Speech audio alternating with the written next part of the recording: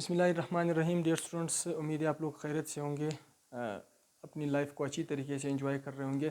आज हम first year biology का लेक्चर नंबर 3 रिकॉर्ड करने जा रहे हैं, जिसका नाम है techniques used in cell biology. तो वीडियो को प्रॉपर तरीके से स्टार्ट करने से पहले आप अगर चैनल पर नए हैं तो चैनल को सब्सक्राइब कर दें और साथ बेल आइकन को भी प्रेस कर दें, ताकि आने वाले तमाम जो वीडियोज़ है वो आपको बज़रिया नोटिफिकेशन बआसानी मिल सके। तो टॉपिक की तरफ आते हैं। टॉपिक क्या चीज़ है हमारे पास? Techniques used in cell biology.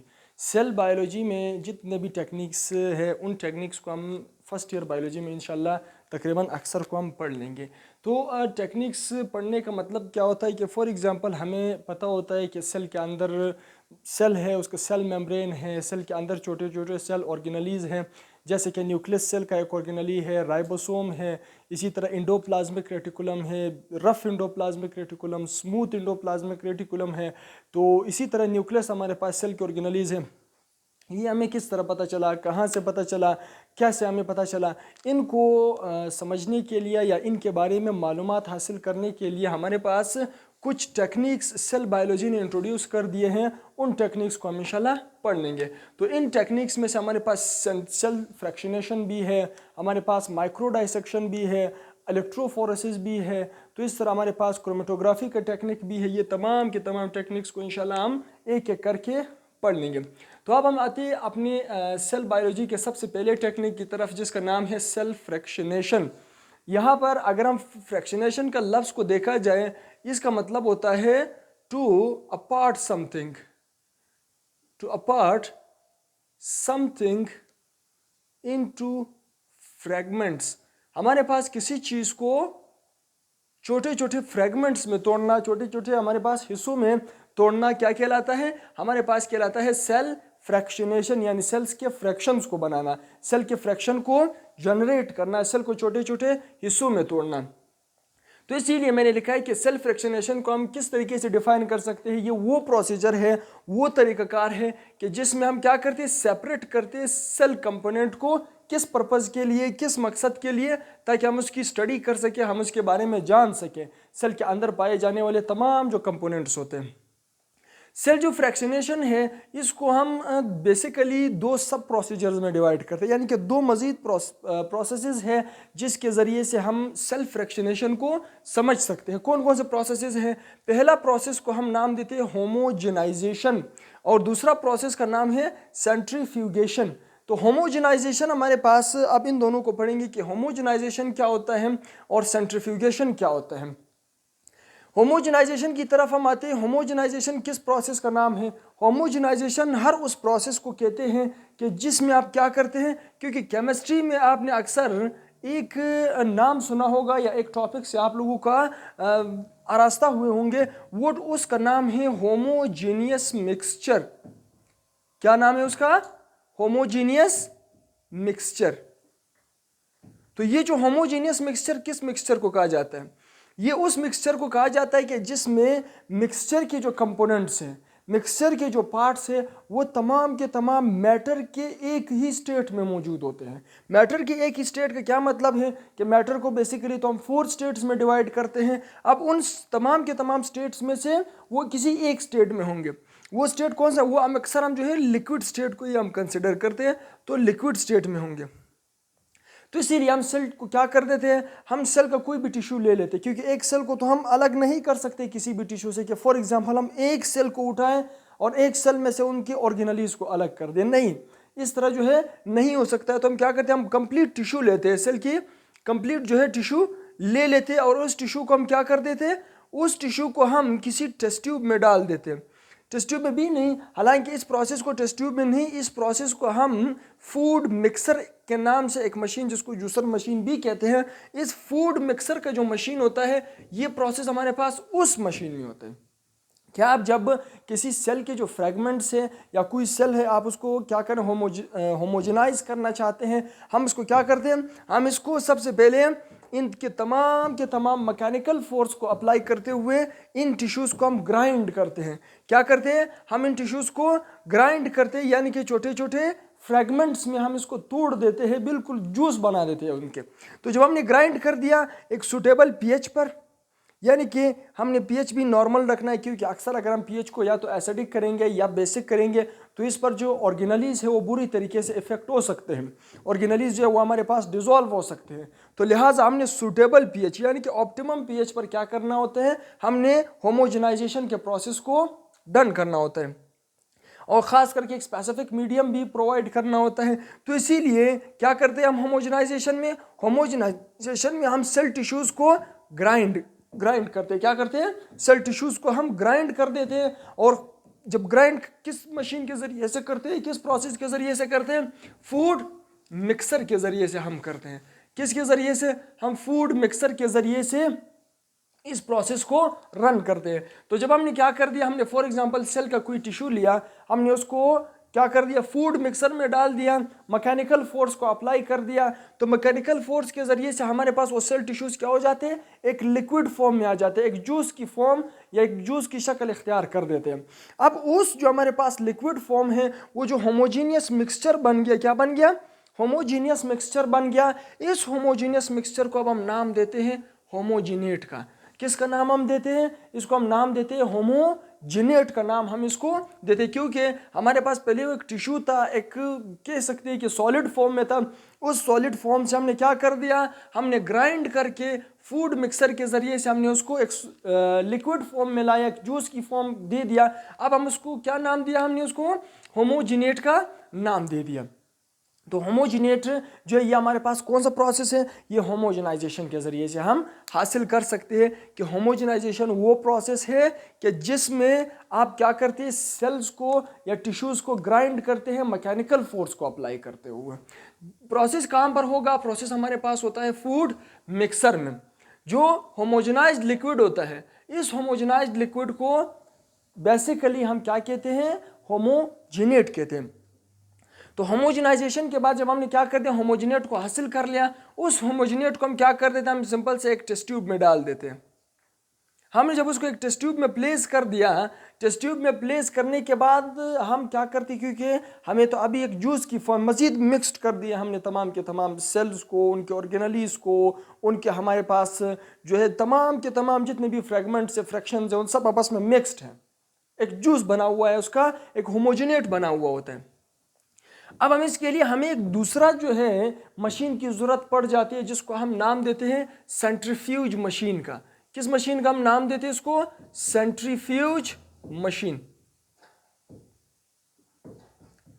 अब ये जो सेंट्रीफ्यूज मशीन है, इस सेंट्रीफ्यूज मशीन के ज़रिए से हम क्या करते हैं, हम बेसिकली हम ये जो होमोजिनेट है इसको हम रोटेट कर देते हैं, हम घुमाते हैं एक हायर रोटेशन पर, बहुत ज़्यादा जो है बड़े स्पीड पर हम क्या करते हैं, इसको घुमाते हैं। तो इस स्पीड के ज़रिए से हमारे पास क्या होगा, एक आर्टिफिशियल ग्रेविटी प्रोड्यूस होगा।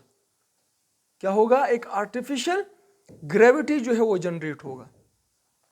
और आर्टिफिशियल ग्रेविटी जो है हमें पता होता है कि हमने फिजिक्स में पढ़ा है कि एक फोर्स होता है जिसको फॉर एग्जांपल किसी भी ऑब्जेक्ट को सर्कुलर पाथ में घूमने पर क्या कर देता है, मजबूर कर देता है, या हम क्या कहते हैं कि राजी कर देते हैं। कैसे, वो जो है उसको हम नाम देते हैं सेंट्रीपिटल फोर्स का, सेंट्रीपिटल फोर्स। ये सेंट्रीपिटल फोर्स कौन सा फोर्स होगा, ये हमारे पास वो फोर्स होता है कि कोई भी ऑब्जेक्ट को जब आप दायरे में घुमाते हैं, कहां पर घुमाते हैं, दायरे में घुमाते हैं, उस फोर्स को हम क्या कहते हैं, उसको हम नाम देते हैं सेंट्रीपिटल फोर्स।